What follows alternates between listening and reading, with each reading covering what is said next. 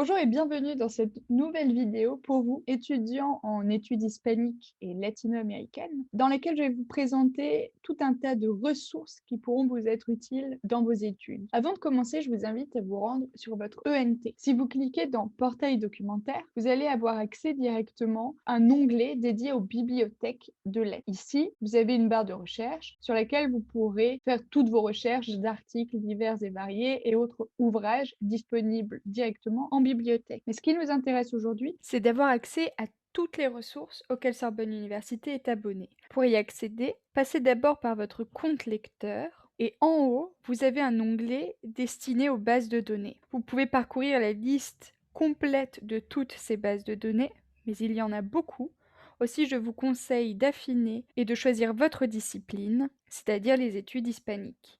Et vous avez, vous voyez, une sélection de 8 bases de données vraiment spécifiques à vos études. Mais avant de commencer, je vais vous présenter des ressources de toute façon gratuites que vous ne retrouverez pas dans ce catalogue et qui sont les dictionnaires. Pour vous, étudiants en espagnol, je vous conseille de toujours vous en référer au dictionnaire de l'Académie espagnole, non pas que nous ayons un partenariat avec eux, mais parce que c'est vraiment le dictionnaire de référence. Très simple d'utilisation, vous rentrez le mot que vous avez besoin de définir et vous avez l'étymologie et toutes les définitions de ce mot. Mais la Real Academia Española propose plein d'autres dictionnaires selon les utilisations. Je vous présente le dictionnaire de doute au Diccionario Panhispánico de Dudas, qui vous permettra d'approfondir plus encore qu'un simple dictionnaire certains termes et autres doutes que vous pourriez avoir en matière de langue. Si vous vous interrogez sur le terme de parenthèse,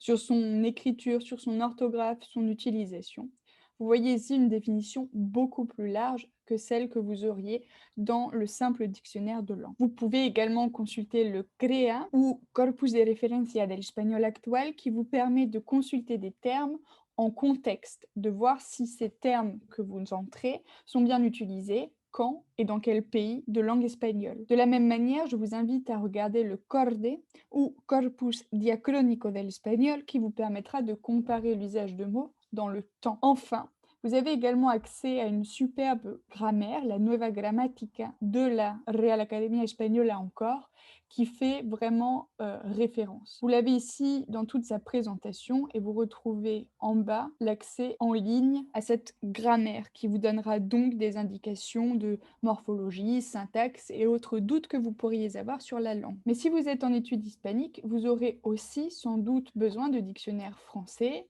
pour tout ce qui est thème et traduction.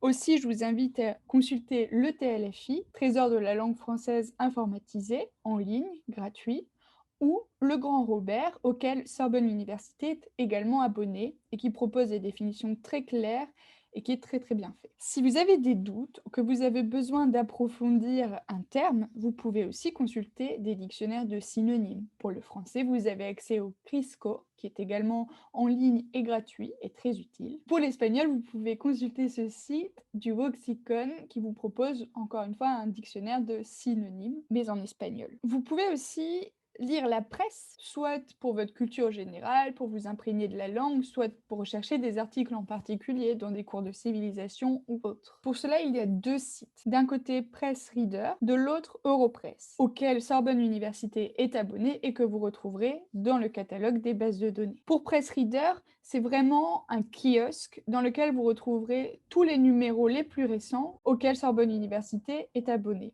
Vous pouvez faire une recherche par langue et si vous choisissez l'espagnol, vous aurez accès à tous les périodiques, journaux et autres revues de langue espagnole. Par exemple, pour l'actualité, vous pouvez lire El País, pour l'actualité mexicaine, La Jornada. Enfin, en ce qui concerne Europress, je vous le conseille davantage pour tout ce qui est recherche d'articles sur un sujet en particulier. Si vous vous intéressez au squat anarchiste en Galice, vous pouvez taper Ocupa et vous retrouverez des articles sur le sujet par ordre d'apparition, par pertinence. Vous pouvez choisir vos paramètres. Vous pouvez choisir également de n'afficher que des articles de presse ou que et uniquement des contenus audio et vidéo. Enfin, vous pouvez jouer vraiment avec les divers paramètres en haut. Il y a également une barre de recherche avancée si vous voulez approfondir.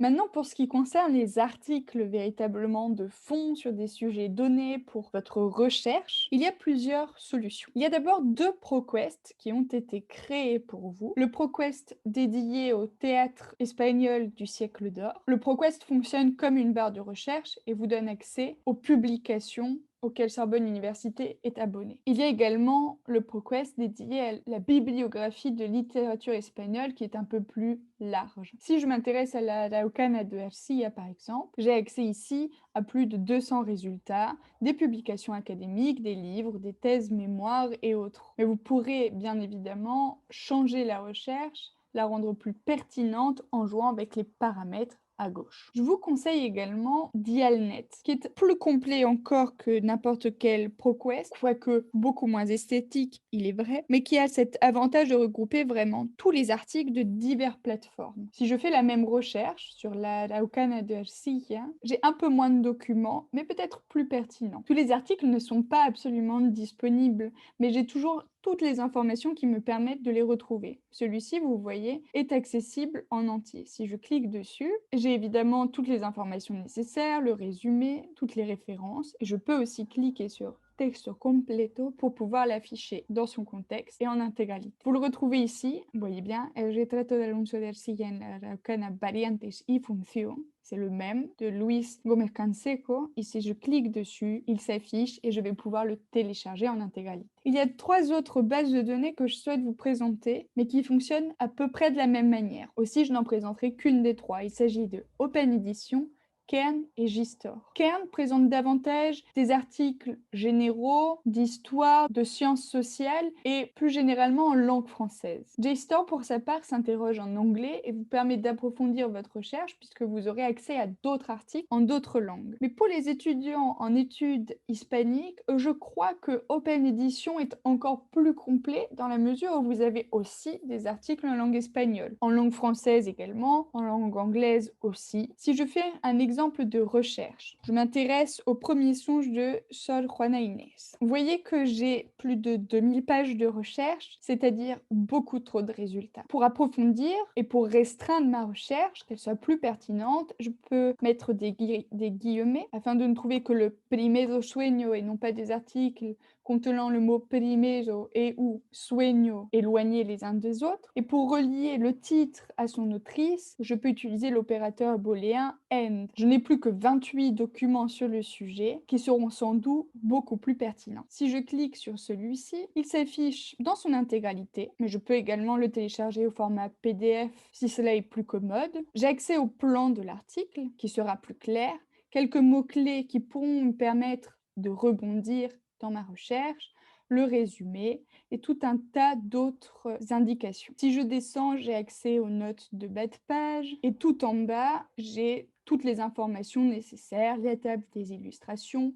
Pour citer l'article proprement, j'ai toutes les données ici et je peux approfondir ma recherche en cliquant sur d'autres articles de la même autrice, voire afficher cette autrice elle-même et accéder à tous les articles qu'elle a publiés sur Open Edition. Enfin, la dernière base de données que je souhaite vous présenter ici est celle de la bibliothèque virtuelle de Cervantes, ou Cervantes Virtual, qui est une très grande base de données dans laquelle vous retrouverez des dossiers très bien faits thématiques, regroupés dans plusieurs thèmes plus larges encore. Si je vais, par exemple, dans la bibliothèque de lettres galiciennes, j'ai accès à, et bien évidemment, une présentation, mais un catalogue dans lequel sont rangés les auteurs et autrices, les titres et autres dossiers. Dans la bibliothèque d'auteurs, je n'ai pour le moment que 2 auteurs présents, Martín Codax et Rosalía de Castro. Cela ne veut pas dire qu'il n'y a pas d'autres auteurs galiciens présentés sur cette bibliothèque, simplement des dossiers thématiques par auteur, il n'y en a que 2. Mais dans le catalogue, j'ai bien d'autres auteurs galiciens. Si je reviens dans la bibliothèque d'auteurs et que je m'intéresse à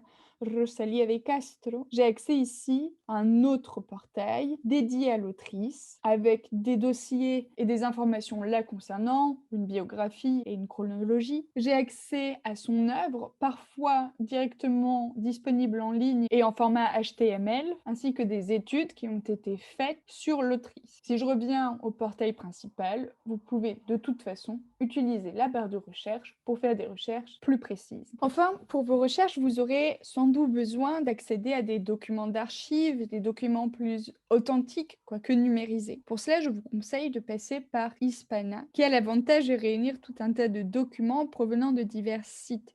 En fait, c'est un catalogue de données, mais qui renvoie vers les plateformes d'origine. Simplement, tout y est centralisé. Vous allez voir que souvent, Hispana vous renvoie vers la Bibliothèque nationale d'Espagne, la BNE, qui est en fait l'équivalent de notre BNF et de son Gallica. Et vous pouvez aussi faire des recherches directement sur cette Biblioteca Digital Hispanica, sur laquelle vous retrouverez vraiment beaucoup de documents. Faisons un exemple. Si je m'intéresse aux Soledades de Góngora, cet ouvrage, par exemple, est numérisé en intégralité. J'ai accès ici à toutes les informations nécessaires le concernant, qui me permettra de le citer proprement.